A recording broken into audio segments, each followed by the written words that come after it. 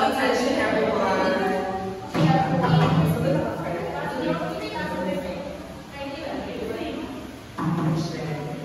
Okay, so good afternoon everyone. So I am Jacoby Pinales and I will be the presenter tonight. So still we are going to discuss the models of technology-enhanced instructional lessons. So in this discussion we are going to discuss how technology can be used in integrating or for integration in our discussions or in our lessons. Okay, so first example that we can use is blogs. So I know we are all familiar about blogs. Okay, so blogs, can everyone already read? One interesting tool to explore is the blog. It is a web page that you need to create and where you can write and post your ideas. Yes. Okay, so as we all know, blogs and blogs are different from each other. So blogs, as you can see in the presentation above, ang blogs is ginagamit na ito siya more on kanang mga written siya ng mga information. Okay, so now who can differentiate and does anyone in the class can differentiate the difference between blogs and blogs? So that may prior knowledge about the difference between the two. Wala. Na-auntie, Miss Grace to the internet. Miss Ayer, can you stand? So, blog is actually picture and text, while the blog is representation. Exactly. So basically, our blogs can be presented or can provide information by the use of pictures or mga written ng mga information. Unlike sa blog, is diba, we are all familiar na blog is more on video siya nga, kanang video siya nga presentation. Okay, so quality of content is crucial in making your blog attractive to readers. Blogging provides benefits and one of which allows you to improve your writing skills. So it is also very important na in one blog is attractive siya sa inyong mga readers.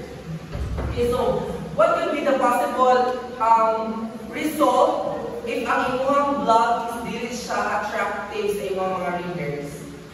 If inyong blog is not that visually appealing, so what would happen? Yes, correct. Yes, so if dili attractive or if dili visually appealing in one blog, so or ang inyong content sa isa ka blog, so dili siya magpull og mga readers o mga watchers sa inyong blog. So yung nga crucial ang content or yung nga crucial kung sa pang-choose kung content sa blog. And now, let me introduce to you the WordPress.org. So we actually the WordPress.org and the WordPress.com. Okay, so first let us know what is WordPress.org.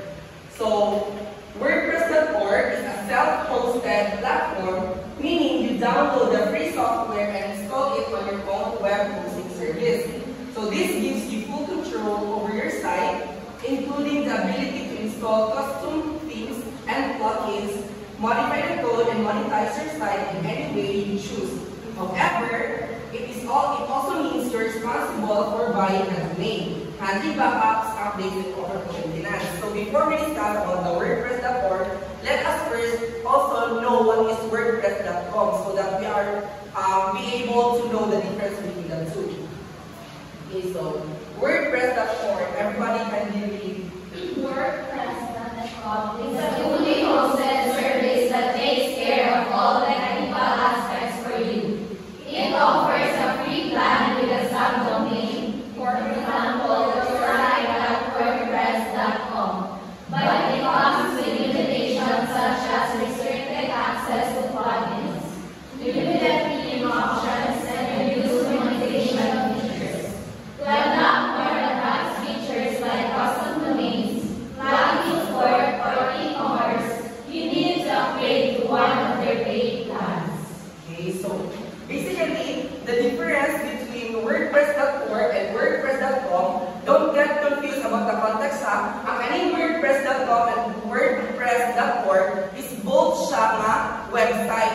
ma-visit na po siya sa Google. And then, but the reason why mag-include siya aning topic is that ang aning WordPress.org and WordPress.com is magamit na po siya to integrate our discussions, our lessons sa paggamit ng account mga blogging. For example, you want sa mga students na nagpa-performance task, na gusto ka magawa silang blog. So, aning WordPress.org and WordPress.com are effective ways or effective platform na ilang pwede nga magamit. So, that's the reason why nagamit ang WordPress as an example. So, going back in that differentiating the two, so WordPress.org and WordPress.com basically means ang WordPress.org is more siya something like naka-premium good siya, and then ang galing WordPress.com is kanang murag accessible siya sa kung sa ang access.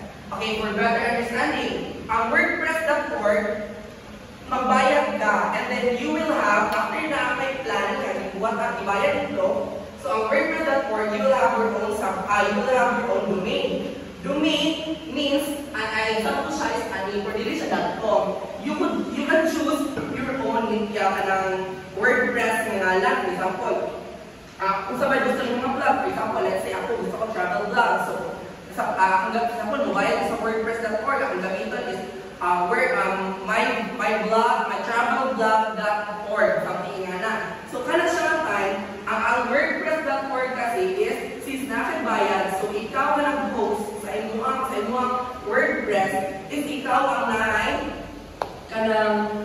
nahay access sa imuang kaugalingon nga blogging website. So, ikaw ang maka-change sa themes, maka-change ka kung sa mong gusto ng mga plugins. Ang aning plugins is kung unsa ang mga software na gusto nyo i-appeal sa inyong website. Now, ang aning WordPress.com basically means this is a hosted. When we say hosted, siya tag-iya. So, anyone na gusto mag-post sa aning WordPress.com, for example, yung mga student is may ka mag-post sila blog about a specific issue or a specific topic. So, dili pwede nila wala sila yung account sa WordPress.org. So, aning WordPress.com, pwede nila i-upload ang ilang blog.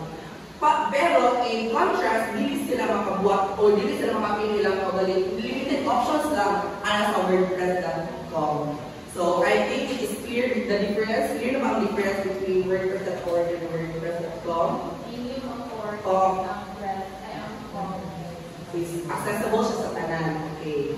So, muna na siya. And also, ang benefit po sa WordPress.org is that ang URL, for example, na-acquire ko ang galing domain, and then, example, ang halas pa is mytravelblog.org. So, if ka mo i-access ko, tanaw niyo akong blog, ang katong mga URL na dito, ino is-search sa Google. Unlike kung nag-post na ko sa WordPress.com, hindi lang akong work ang ma-search dito, hindi kung sa dito ang inuod na ngalan sa usa ka WordPress.com. Para ang akong work is under lang siya ani, pero hindi siya akong work ang naaani na website. So, nga na ang benefits sa WordPress.org and sa WordPress.com. Okay, so next is the blogging ideas. So, dili sa blogging ideas, dili na musulod ang unsa na itong pwede nga magbuhat para ma-integrate na ito or magamit na ito ang mga blogging sa ito discussions or sa ito lessons. Okay, so blogging ideas. First is reflect on reading. So, using blogs, this is an example, for example, direction siya sa mga estudyante. So, reflect on reading. So, using blogs, post your reflections on a book that you are assigned to read. For example, naka-book na ipabasa sa inyong mga estudyante. So, pwede mo sila mabuhat o blog based sa inyong book na gihatag sila. So, nga na siya. So, pwede mo siya mahitabuhan na is, example, ang teacher has ako na ko yung WordPress.org. So, mayon ko sa inyo, okay, di rin nyo i-post ang inyong mga gibuhat na blog based on sa inyong reflection on reading sa akong website. So, sa akong teacher, dito ninyo mabutakan ng mga words. So, example na siya. Next blogging idea is picture prompt. So, post a blog on your reflection based on a picture. So, students can be given a word limit in writing a creative piece or an idea. So, it is very self-explanatory, diba? Picture prompt. So, mag-post sila blog based on a specific picture. So, it could be mga editorials, so yun na siya. Next basic blogging idea is the stat. So given limited time, students post their interpretation and statistical data provided in class. So this can be a homework assigned to them. So pwede po sila mag-buat ng blog kasi di ba ang blog, pwede mo siya can be edited through pictures. So for example, pwede na siya magamit nila as blog. For example, like statistic, mas taas ang case sa kanila specific na issue or kaya next, pwede sila nga makabuhat o blog statistically. Next blog idea is the dream on. So in social studies class, students can post about their dream destinations by describing the culture, the people, and scenic spots. So picture can be added to the live and down post. So pwede po sila magbuhat ng vlogs na based on, depende sa kung sa inyo gusto may happen na instruction. So basically, is magbuhat po sila vlog based on their dream destinations. Next is the web conferencing idea. So, ang web conferencing ideas is another example of a tool na magamit nato para sa pag-integrate nato o mga technology sa pang lesson. So, web conferencing ideas. So, first is ang expert guest practitioner. So, invite somebody who is an expert in a particular field into a web conference. So, an example of this is, mag-invite ka sa zone of proximal, like, more knowledgeable others, diba? Okay, so yung expert guest practitioner. So, from the word web conferencing, from the term web conferencing, a web conferencing is an online meeting kung saan, di ba, maka-share of mga information on one person to another using some platforms, for example, ang Skype, Zoom, So, pwede na siya, wala siya sa conferencing. So, the difference sa expert guest practitioner is, for example, like, may specific na issue yung conference. For example, very relevant. Example, like, HIV awareness. For example, HIV awareness. So, dili man pwede nga dili expert sa kanang field ang muhatag ng information. So, dapat mukuha ka ang expert guest practitioner na kabalo dyan siya sa specific issue na yung itakot sa web conference. Next is share and compare. So, using web conferencing data from a science investigation can be shared to other groups or students from other schools. So, ako remember na example is, I'm not sure if last year or last year pa siya, nga diba Alpha Societies, nag-join siya ng web conference na about Science Month at siya ka celebration where we joined several activities at poster making. So, example na siya na makashare of information from one school to another. I think that's all for my part. Ay, sa prank kapalilas.